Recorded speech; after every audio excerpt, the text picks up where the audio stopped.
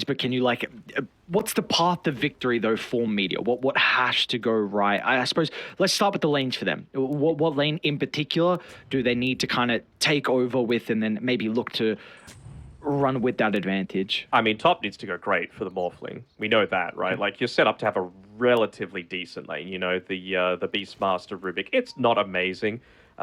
Whereas Tusk, Morphling, you're going to be able to get Morphling that farm. Again, it's a lot on the back of being able to find that first blood. I kind of feel like that's why Supernova are hanging around together so much, feeling like, hey, we've got two really strong lanes. Let's not give it away by giving up that first blood.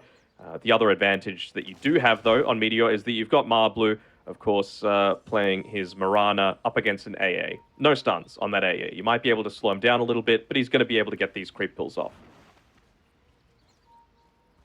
And what do you make, actually?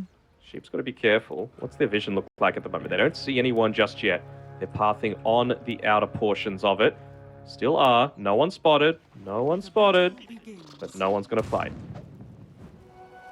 Ah, all right. Maybe they feel like their level ones are a little bit more weak here on Meteor. They had so much vision to play with, but gonna look to chill out. So you were just mentioning some of the weaknesses with the Ancient Apparition. How do you rate this hero overall? Because we really don't see it only on the occasions when it's looking to address like a hero like a Morphling or a Timber or some really beefy hero that just... I think those are the only two. I think you can look to pick it into.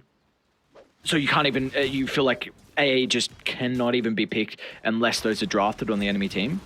I think so. It's way too single target for me. And you just don't provide anything in teamfight. You miss that Ice Blast, you're pretty much useless, right?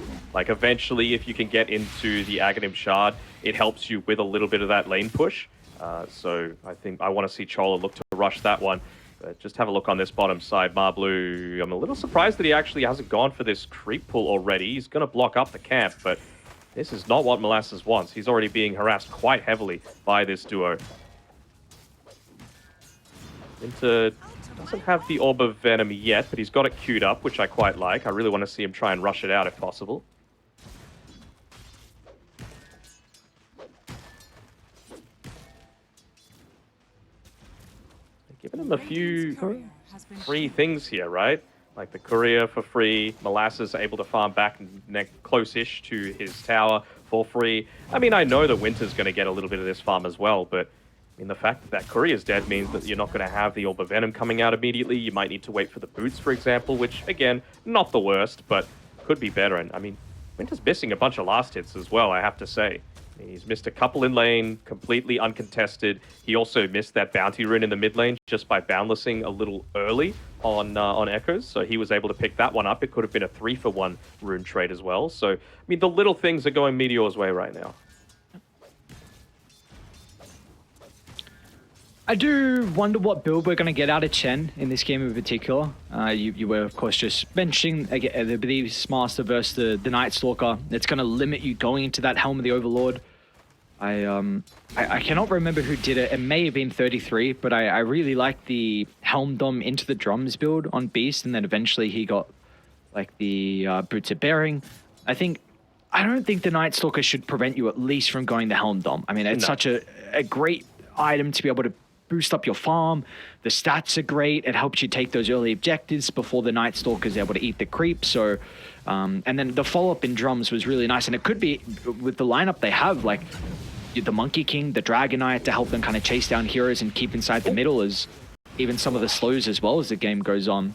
Wolf got so low up top. I mean, he's got 9 1 charges at least to be able to play around with, and he's been given over another Tango, but man, he was down at like 1 HP. If Sheep hits level 3, which he will off this creep, Morph's got to be pretty cautious. They're about to get 2 points in the axes as well. He's back so this could definitely... Yeah, nice read. Gets rid of the stack on the axes as well. Ooh, for a bit of a turnaround here. Still just level 2 though on Meteor. Yeah, is this going to work? Oh, Morphling. Yeah, that's the advantage of fighting under the tower at least, right? It'll be useful. I think they have a flag bearer creep to be able to play around with as well, so a lot more of that regen, that tower regen, that armor. Now at least they're level 3. Hasn't consumed the Tango just yet though, on Morph. I know you were mentioning something just then. Oh yeah, the Beastmaster. I mean, the thing is, It's still fine to go that build that you were talking about with 33, but you have to remember that you're into a Mirana as well. So you need to be really on point with your micro, otherwise you're just going to get your creep arrowed. Yeah. I really don't think it's the worst for a Night Stalker just to go Shard anyway. It doesn't necessarily need to be a counter to that Beastmaster. It's just a solid way of being able to stay out on the map. You know, getting health and mana back, being able to use it as like a mini Midas. Yep, no, I 100% agree. He's always had issues with his mana pool through... There's just no item Night Stalker likes to buy that really helps out with mana. Like sometimes... Maybe Echo. Yeah, that's what I was going to bring up, Echo. Like, sometimes we see Night Stalkers consider about it, but going in Echo as an offlane Night Stalker is a bit awkward. Can slow down some of your... Like, if you lose... It's pretty much just a fighting build. That's the thing. So, they can... slow down that blink and BKB, which you need really to have impact inside a lot of the team fights. So it's going to be interesting to see what the position 3s look to go in particular for this game. I do kind of want to speak about mid just a little bit, and there's not, we can bring it up pretty shortly once we get the 6s, but Han's off to a great time, as to be expected. 25 and 12 compared to the 24 and 4. It's still though, actually take a look at the net worth. Yeah, that's what I was just looking at. So the fact that he's even got a lot of denies on Han, the Ember's still keeping up in net worth, so Echoes is doing quite a good job here. Yeah, I mean, even Molasses on the bottom side, right? Like, it's nighttime now, he's got experience. He might not have the same net worth as the Monkey King, but he's only 300 gold behind. It's not the worst by any means. Rana looking to make that rotation, though, to try and get that early kill. Doesn't have the arrow available. Looking to make a bunch of defensive rotations. Kind of surprising that they went for this without the arrow. Well, at least they're going to be able to get rid of that siege creep, but feels like a little bit of a missed opportunity. You also had Molasses have basically a full creep wave denied away from him. He's looking to chase a range creep. Maybe it's just they wanted to put importance on getting rid of the catapult. Now that first Elder Dragon form usage, you're not going to get maximum out of it. They might be able to get a kill onto the Tusk though. Sheep and Chola in combination together. Even Han's going to be able to move his attention over towards the river. So Han will nonetheless be able to find first blood. This is now Treads completed. Winter. Some trouble. Marblu looking for the wraparound. They might need the Void Slow to set up for the arrow. Let's back up, and there's the connection. Beautifully done. Marblu from mid to bottom. He goes to help Molasses out. This bottom lane is going far too well, in my opinion. Like, again, still behind in net worth, but he's not farming. You're letting Night Stalker get levels. That's the important thing, right? He's more than half a level ahead of this Monkey King at this stage. You're honestly almost at the point where you might be able to just go on him again if he just comes back towards this bottom side. At least he's got the raindrops, though, to be able to play around with. So that's going to dodge out a lot of the damage. Yeah, Molasses going to hit 6 off this creep wave, though. So yeah, this bottom lane is not gone how they were expecting. And we could even just a rotation out of the Tuscan, I think he dies with the Mirana nearby as well. It's not even like you have to bring Echoes down bottom. So yeah, I 100% agree. This bottom lane should have gone much better for Winter on his Monkey. They just give Molasses all of this free farm. It's going to mean that the siege creep, of course, goes away as well under the tower. Not too much damage done into it. He's got the phase boots as well as a full magic wand finished up. So yeah, they can look to pop the Dark Ascension if they really want to. And I really feel like this comes down to something just as simple as not going that Orb of Venom early on and not being able to put the pressure onto the Night Stalker. They just miss out on the Void there, just through the night vision.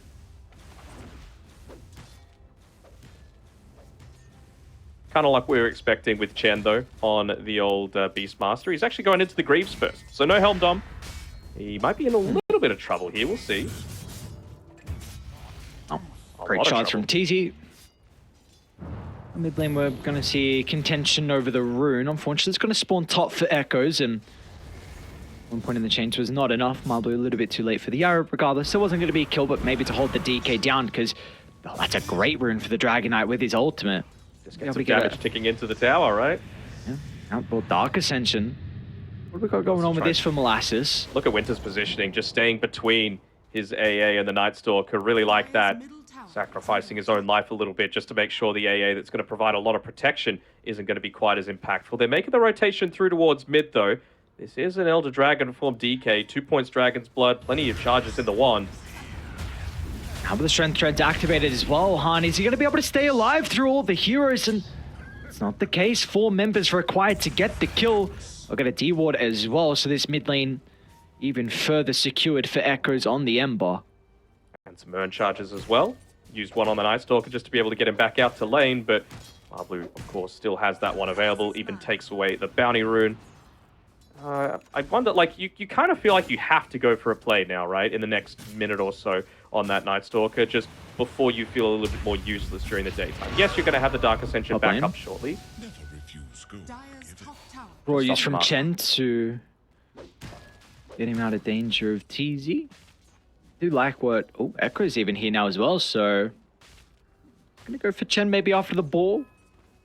I'll consider the chase. I like what Dire have done. They blocked up the Ancients, so Chen's been trying to make some stacks. Of course, he's still got the hard camp, I think, up to a triple, but they've done a really good job to be able to slow down the Ancients, which is a big accelerant here for the Beastmaster.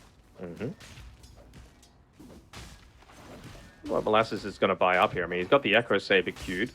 Is he going to go into the Ogre Axe? Is he going to try and get that full Quarterstaff just for a little bit more of that mana regeneration for himself?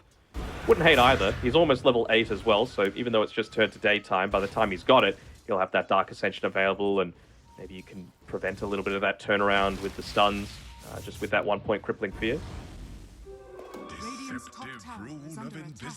Good lane again. Look at both sides, the importance they're putting on this lane.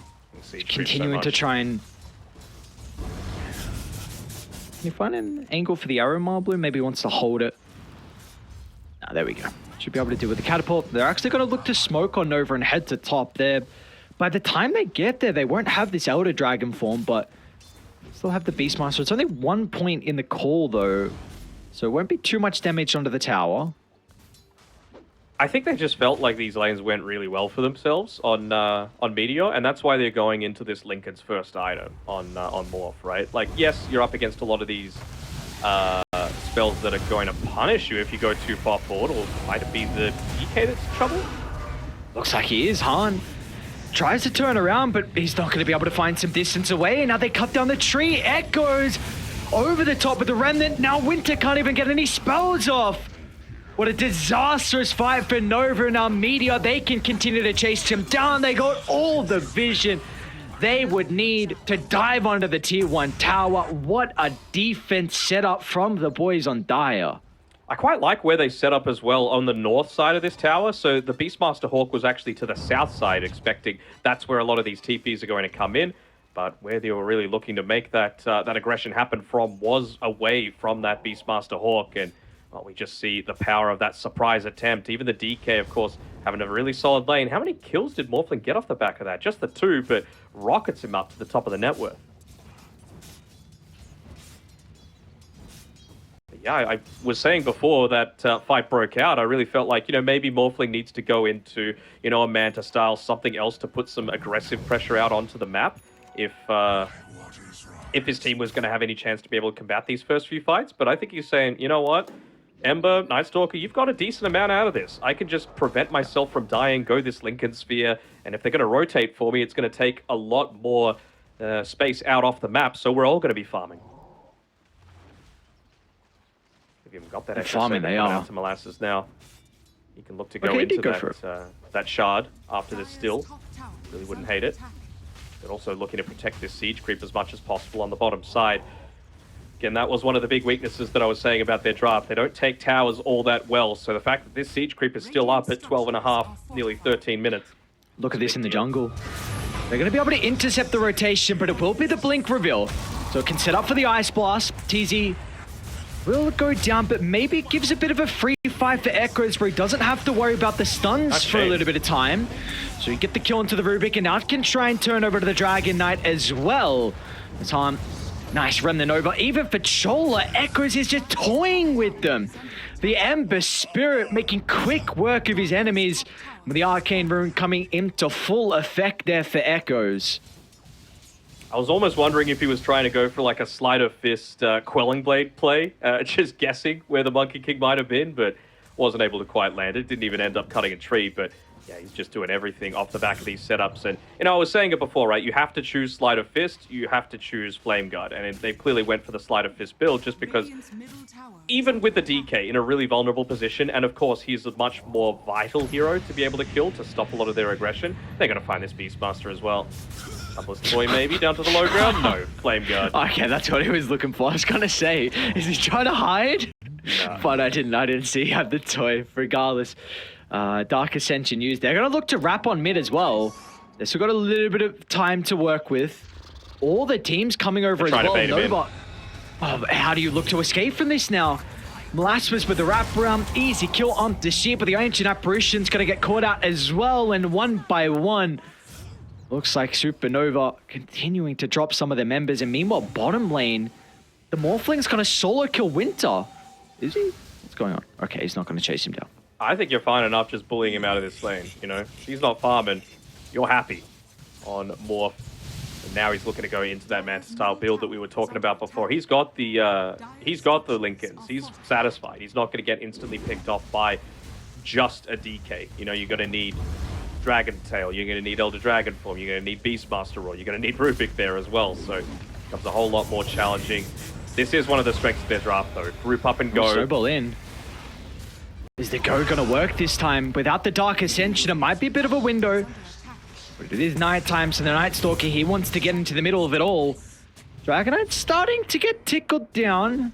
Half health still to work with on Han. It's like they'll just get the kill into Tusk. But once again, Danok, this push onto the T1 tower will not work. They're continuing. Well, maybe Han find an opening, trying to protect their vision. And they got the siege. So I feel like they're going to stick around here. Still die, they feel strong.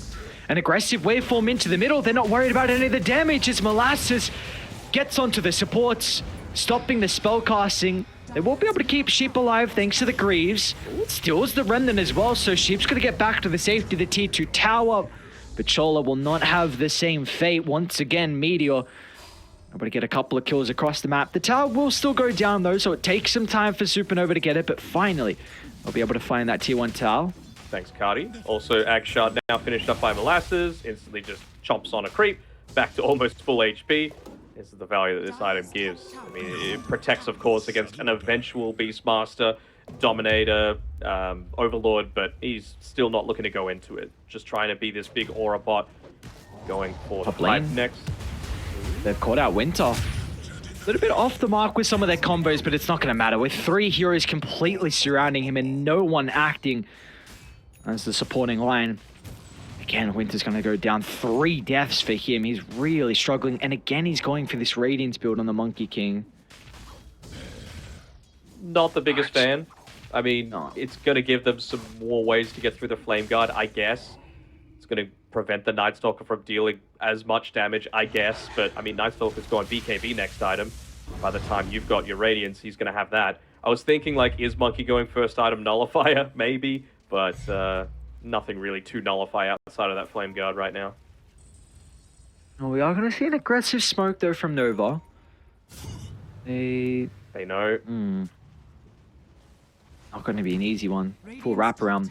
The Remnant might have actually popped the smoke and got a glimpse of what's going on. Marblu, though. They'll still see the Marana. They might probably going to be forced to use the Roar, and at least Han's going to be nearby to jump him down. So look what they're getting out of the map, though. Yeah. Bottom is getting shoved out. Your Night Stalker's continuing to find his farm, getting close to the BKB. Morphling has got a triple stack at the hard camp 17 minutes in, so he's free farming. They're just getting so much out of this game for Meteor. The macro gameplay from them is exceptional in this game 1. To me, it all just comes back to that bottom lane, right? I really feel like Monkey King should have gotten a lot more out of this lane. Or even if he didn't, I feel like Night Stalker should have been bullied away so he's not second on net worth 18 minutes into this game. Just something has gone wrong to start, and we'll see if they're going to be able to make amends of that, though. But they are in a pretty large deficit for Supernova. They do at least have some ways, you know, with the AA to address that carry on the Morphling, but we're not. The fact they're winning some of these early fights, and you said Morphling's going to be okay once he gets items, so gotta find a solution soon. Well, I feel like he would have been okay once he got items. If the early game went poorly, you know, it's about setting up people in front of him to make his life a little bit more difficult. At least Winter's doing the right thing, right? He's looking to waste time on Meteor Gaming side as they're trying to chase him down. But at the end of the day, you need to be the one getting farm yourself because of how far behind you're playing. This is a position 1 Monkey King into a Night Stalker where you're bottom on the net worth on the cause. What did you say the win rate was for Supernova with this monkey? Remember off the top of your head? 1 out of How many 3 games? times. Because this It could just go down to something as simple as the item build to start the game, right? They started with like a Wraith Band instead of a Nova Venom. Oh, that's so much damage. What? Man, They got Dragon levels. Knight's supposed to be tanky, I thought. Not with a Spirit Vessel out of Marblu, and again, now with the Dark Ascension, they just see everything. They can pick their targets and chase them down one by one. Sheep's going to be isolated for the rest of the pack. Molasses, he's by himself. Might be able to cut down the tree. We'll be able to do so and escape off the back of that, but 2 kills going their way, and now a tier 1 tower as well to boot. So it's just all things going the way for Meteor in this game 1. Yep. Joinks a Ancient Creep as well. So again, back up to max HP. He's nearly finished up that BKB for himself as well. Although they will have this window right now. So they've got Radiance available. You don't have Dark Jump Ascension. in Dragon Tail. Oh, beautiful snowball. Prevented the roar from Chen. They're going to be forced to use it onto TZ. Echoes does get clipped from the cold feet. He's out of remnants as well, so it looks like they will still get the kill onto the Ember. So finally something goes the way for Supernova. They just have to play super aggressively off the back of this, right? No Dark Ascension, no Nighttime for the next minute, no Ember Spirit with, you know, I'm sure they know that there's a lack of remnants as well, so this is exactly what they need to be able to get back out onto the map. Take this Roshan, use the Inner Beast Aura, be able to quickly wipe it out. They don't even care if it's under vision. Look at all the vision that Dire have around that Roche pit, but they just can't fight into this right now. So, I mean, it does mean that, again, Molasses, he's not going to be in this vulnerable state during the daytime. He'll be able to kite that one out. As soon as they take Roshan, he backs off immediately. Looks like he'll be able to get away, although that's a long TP. Still does, though. I should even see the DD rune bottom shortly.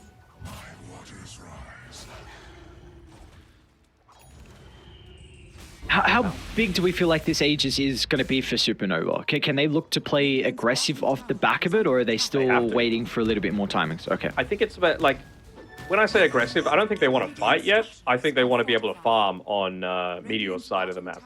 So if they take a fight, they can take a tower. Oh, that's a great route. It's a beautiful start. And now Winter, oh, they're going to be able to catch him out before the Wukongs. Aegis means nothing when Meteor are this far ahead at the early game. Off the back of the respawn, Winter's going to go down for a second time, and they're going to be able to catch up to Chen as well. Come back here. There's no escape for the Beastmaster. An ultra kill for Echoes. And what a way to look to utilize that DD in full effectiveness. It really just does feel like the Echo show, doesn't it? He is, again, the ultra kill in that fight. He always seems to be able to find the supports. Part of that is on Supernova, right? It's happened about 3 times now where they've just grouped up together. They've given him the perfect Searing Chains combination. They got forced up on the Rubik, and well, he's starting to work into it on the AA as well. But even just something like a Glimmer Cape feels pretty value this game. I know you can just buy a Dust to be able to protect, but it's not even just for yourself. It's for a little bit of that lack of vision that they just have to be able to make that instant jump onto you.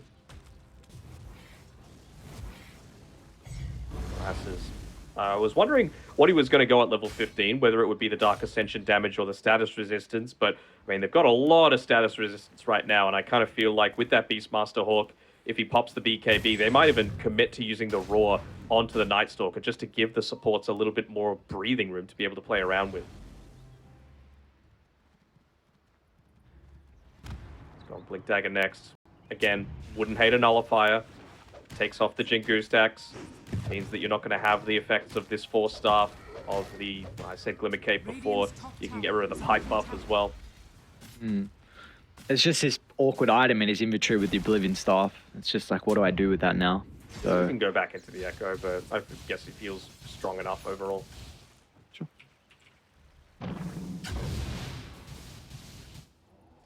This is all while it's daytime as well. So just imagine what's about to occur in a minute 30. Yep. Probably that much. You've got the Dark Ascension up in 10, and then you can just, again, maximize the amount of nighttime that... Oh, Echoes is by himself.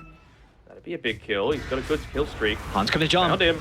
The chain control needs to be perfect, and it looks like it will be. Very nicely done. They chucked the whole kitchen over the Ember to get that kill. A much needed one, though. They got a decent ward as well in the back if Meteor continue to retreat down to the low ground. Gonna look to try and jump the tusk before they get there, though. Can they find the +1? Like no one else is gonna chase the rest of them. Whoa, TZ? Rubik should be able to catch up into the remnant. Even Winter's on the prowl as well. There's the vision. No the vision, though. Oh, he lives. Okay. Very nicely done.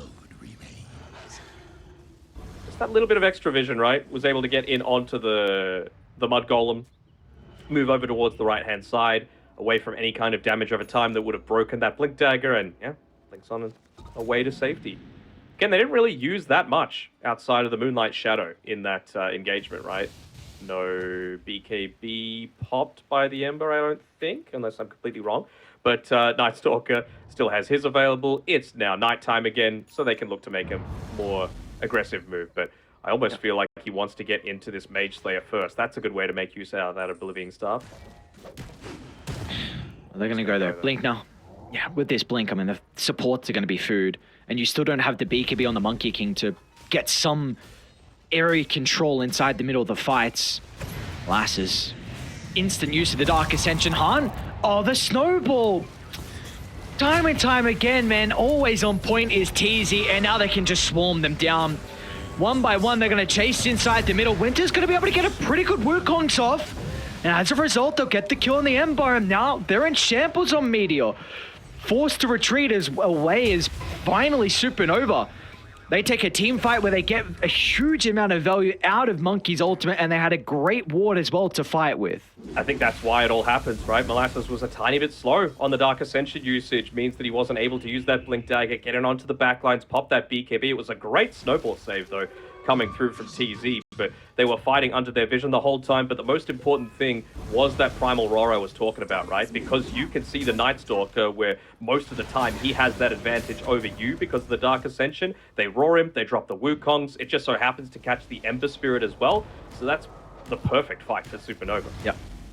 And it seems like that needs to be the recipe for success now, where if you have Wukongs, the supports can play behind it. That's going to be a way to... Because for the Night Stalker, like you said, with all the vision, you have the complete control of the team fight.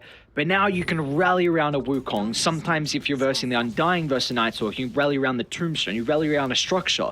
So now they will have that, and it's going to be easier now with the Monkey having BKB as well. So unless he gets like jumped on by Tusk and then controlled with the arrow, he should always be able to BKB and get the ultimate off. You'd hope so. I was thinking maybe Meteor might have gone for like a wraparound to the right-hand side of the outpost when they went for that play previously, because they did still have this pretty deep ward down by TZ to the south side of where Morphling is farming right now. But at least now they've taken away that high ground vision. I mean, they've got the Mage Slayer as well, so maybe that would have enabled Night Stalker to stick in and play more on the front lines. But I'd really like to see them pick up a gem, just so that you can take away the map, you can commit to playing more aggressively. Morphling, he's got a Butterfly as well, plus the Lincolns, plus the Manta, plus a Pupil's Gift, so it feels very hard to be able to get a kill onto Morph at this stage. Oh, they could try for Han? Han. Maybe they want the support, so instead, Molasses looking to wrap around. They'll get him though. They don't see an easy target, so they're going to go for the Dragon Knight. And with him gone, it's a pretty good Ice Blast though. Connecting onto 3. Can they look to do anything off the back of the... Looks like Nova just all-out retreat. Sheep again is going to be caught out. Top lane is getting shoved in, at least for them. And mid isn't next to the tower as well. You've got a Glyph to be able to protect it for a little bit. So maybe they won't get too much objective damage in after that fight. I almost wonder what sort of like... passive resistance you can look to give over to this DK, right? They tried to go for the 4-staff play, but unfortunately he was faced forward after that good snowball save coming through from the Rubik, so they just forced him further into the fight. I feel like if he gets forced back, you probably drop the Wukongs, and then you look to try and make a defensive play around that one, but not without the DK.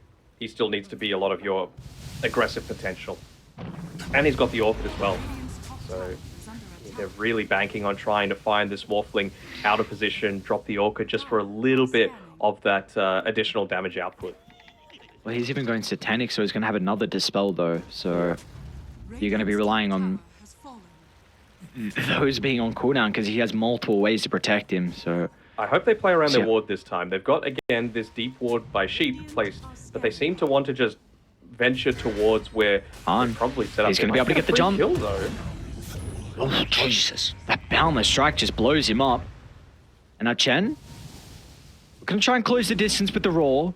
Will not be able to catch up to the Night Stalker. Marblue, a couple of leap charges still to work with as well, but Han's going to be able to jump over the top and get that initial control, and that should be all they need to help get the kill. So Roche, man.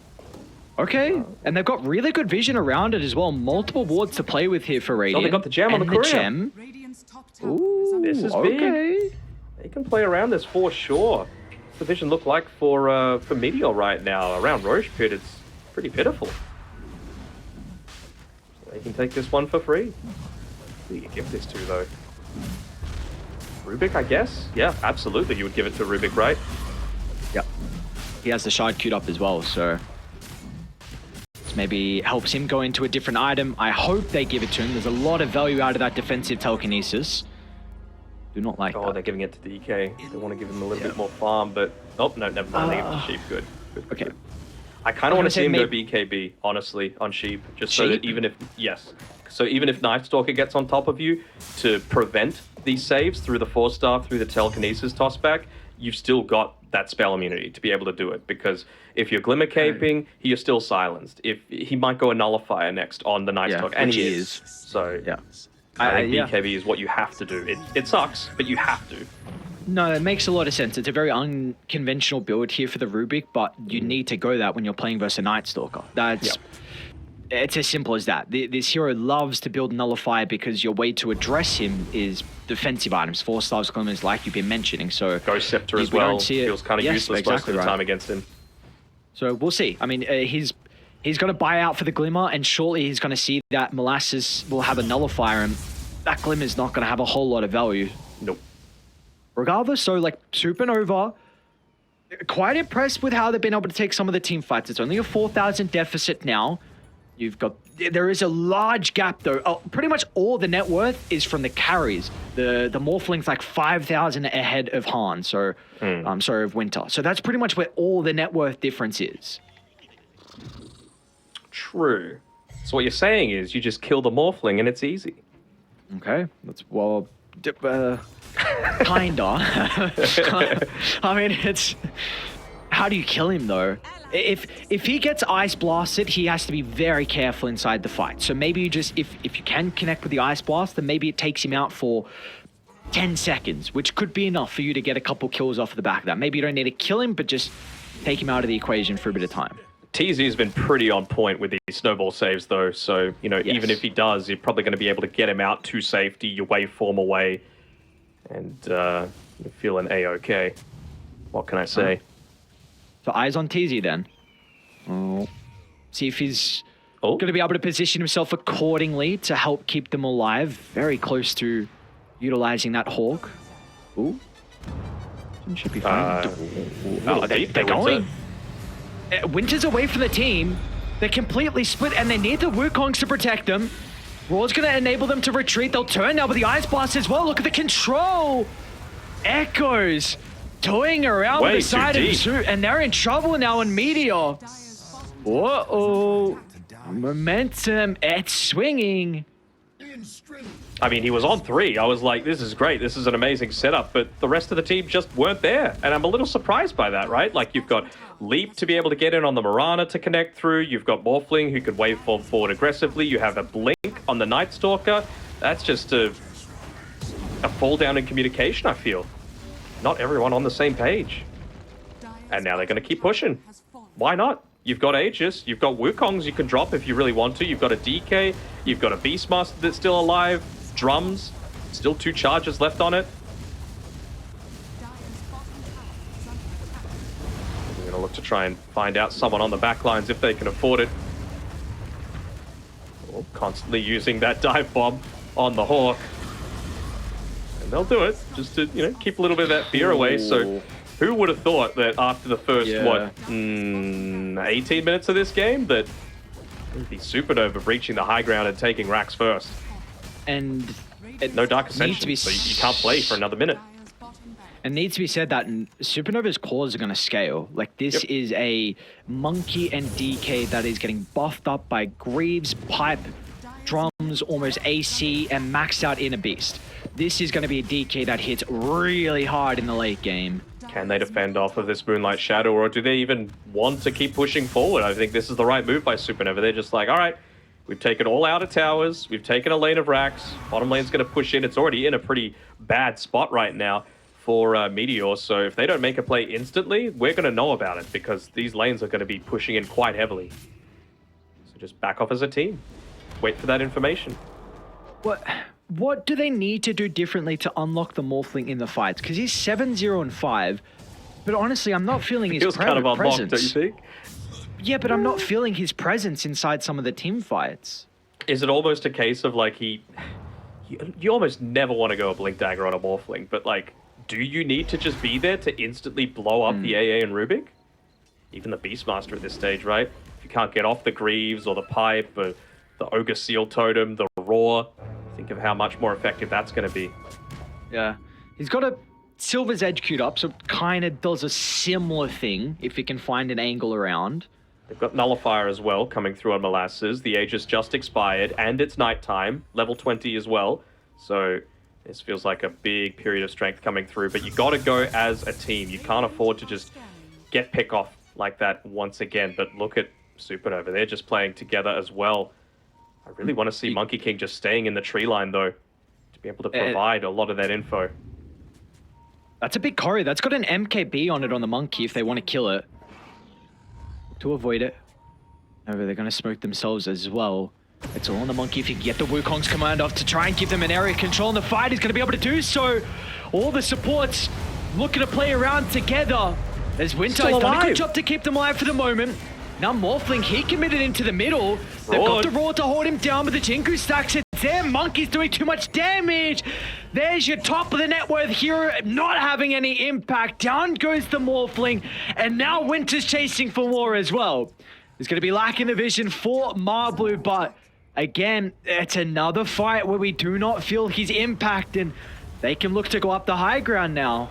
Yeah, like that decision as well from Winter. Like, he's like, oh, I really don't care at all about this Mirana. They don't have Glyph. They already don't have a lane of racks, and we've taken all the outer towers. Let's just try and get Megas right now. See if Morphling has the buyback, and he doesn't. The recipe for the fights, like we said earlier in the game. Wards, a fight where you take with Ward nearby and the Wukongs, and that fight they did both. As we see there, the supports, Sheep playing their tree line, using the command to protect him, and even playing slightly the split AA as well. Yep. It's just, gonna make the attempt. I mean, again, no Morphling, no care. You could drop the Wukongs in 2 seconds if you really wanted to. They might just choose to back off with these Megas. Oh, they forced him in. Not ideal. BKB's up in a couple seconds though for Winter. Zekros want to commit in.